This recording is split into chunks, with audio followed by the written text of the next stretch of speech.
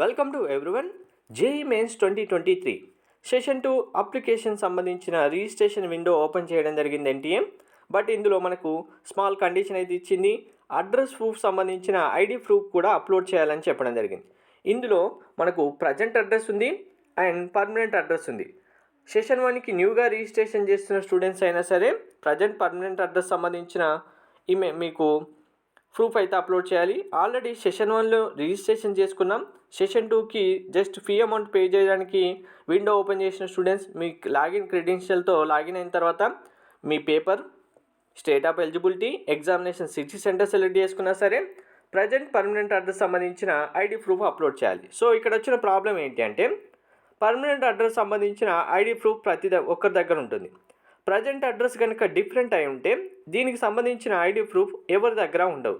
మరి ఇవి ఎలా అప్లోడ్ చేయాలి, దీనికి సంబంధించి NTA ఏం చెప్పింది అనేది మీకు క్లియర్గా క్లారిఫికేషన్ ఇస్తాను. వీడియో స్కిప్ చేయకుండా చూడండి, లైక్ చేసి తప్పకుండా షేర్ చేయండి. ప్రజెంట్ అండ్ పర్మనెంట్ అడ్రస్ రెండు సేమ్ ఉన్న స్టూడెంట్స్ ఎవరైనా ఉంటే మీకు ఎటువంటి ప్రాబ్లం లేదు. డైరెక్ట్గా రెండు సేమే కనుక మీ యొక్క ఐడి ప్రూఫ్ ఏదైతే ఉంటుందో దాన్ని అప్లోడ్ చేయండి, సరిపోతుంది.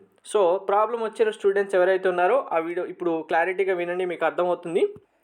సో ఇక్కడ మనకి NTA ఏమని మెన్షన్ చేసింది అంటే the address proof May include Aadhaar card, domicile certificate, passport, voter ID etcetera.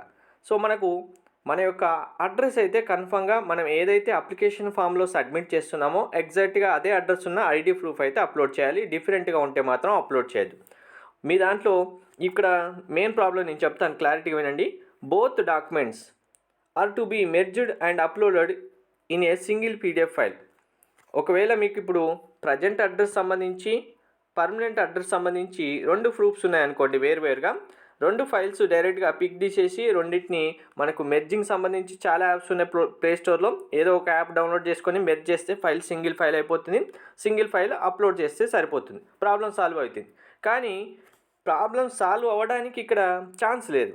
ఎందుకు అంటే మనకు ఎవరికైనా సరే పర్మనెంట్ అడ్రస్ ఏదైతే ఉంటుందో దానికి ఐడి ప్రూఫ్స్ మనం ఏదైనా సరే ఆధార్ కార్డ్ అయినా అదే అడ్రస్ మీద తీసుకుంటాం, మనకు పాస్పోర్ట్ అయినా ఓటర్ ఐడి అయినా మనం ఉండే అడ్రస్ సంబంధించి మనకు అన్ని ప్రాసెసింగ్ ఉంటాయి కాబట్టి దాని మీదే తీసుకుంటాం. మరి ఇక్కడ పర్మనెంట్ అడ్రస్ కాకుండా నేను ప్రజెంట్ అడ్రస్ వేరే ఫిల్ చేశాను, ఇప్పుడు నేనేం చేయాలి, మరి ప్రూఫ్ ఎక్కడి నుంచి తీసుకోవాలి? మీ దగ్గర ఏమైనా ప్రజెంట్ అడ్రస్ సంబంధించి ప్రూఫ్ ఉంటే కనుక నో ప్రాబ్లం, ప్రూఫ్తో మీరు డైరెక్ట్గా మెర్జ్ చేసి అప్లోడ్ చేయండి. 90% ఆఫ్ స్టూడెంట్స్కి ఓన్లీ పర్మనెంట్ అడ్రస్ సంబంధించిన ప్రూఫ్ ఉంటుంది, ప్రజెంట్ అడ్రస్ సంబంధించిన ప్రూఫ్ ఉండదు.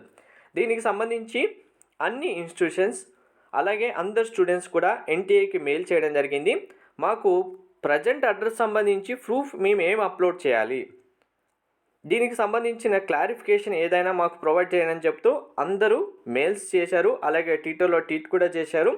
దీనికి సంబంధించి మనకు అప్లికేషన్ ఫామ్ ఫిల్ చేయడానికి ఇంకా చాలా టైం ఉంది కాబట్టి ప్రజెంట్ అడ్రస్ సంబంధించి ఏ ఐడి ప్రూఫ్ లేని స్టూడెంట్స్ ఎవరైనా ఉంటే మీరు అప్లికేషన్ ఫామ్ ఇప్పుడే ఫిల్ చేయకండి. అనవసరంగా ఏదో ఒకటి హరీలో ఫిల్ చేసి అప్లోడ్ చేసేస్తే మళ్ళీ తర్వాత మీరే ప్రాబ్లం ఫేస్ చేస్తారు. కాబట్టి మనకు ఇక్కడ ఎంత టైం ఉంది అనేది ఆ టైం వరకు NTA నుంచి ఏదో ఒక క్లారిఫికేషన్ అయితే ఎక్స్పెక్ట్ చేయొచ్చు. క్లారిఫికేషన్ వచ్చిన వెంటనే అది ఏదైనా సరే మీకు వెంటనే ఇన్ఫామ్ చేసేస్తాను. నేను ఐడి ప్రూఫ్ అప్లోడ్ చేయమంటారా, లేదు ప్రజెంట్ అడ్రస్ సంబంధించి సెల్ఫ్ డిక్లరేషన్ ఇస్తే సరిపోతుందా అని చెప్తే డిక్లరేషన్ ఎలా ఇవ్వాలనేది కూడా మీకు చూపిస్తాను. అలా డిక్లరేషన్ ఇచ్చైనా సరే మీరు అప్లికేషన్ ఫామ్ ఫిల్ చేసి సబ్మిట్ చేస్తే సరిపోతుంది. సో అప్పటి వరకు అయితే అందరూ వెయిట్ చేయండి.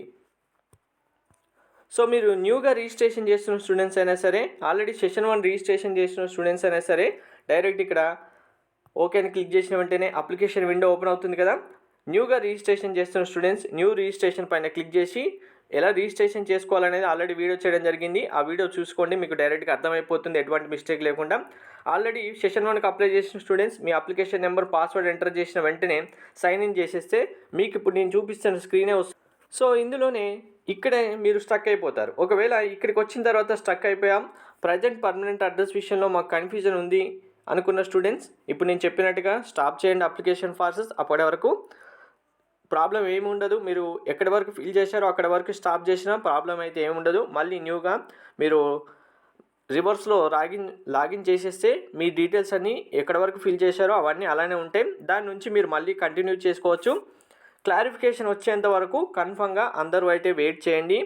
ప్రజెంట్ అడ్రస్ విషయంలో అప్లోడ్ చేయాల్సిన ప్రూఫ్ సంబంధించి ఏదీ లేదు అనుకున్న స్టూడెంట్స్ మా దగ్గర ఉన్నాయనుకుంటే మెర్జ్ చేసి అప్లోడ్ చేయండి, లేదు అనుకుంటే వెయిట్ చేయండి.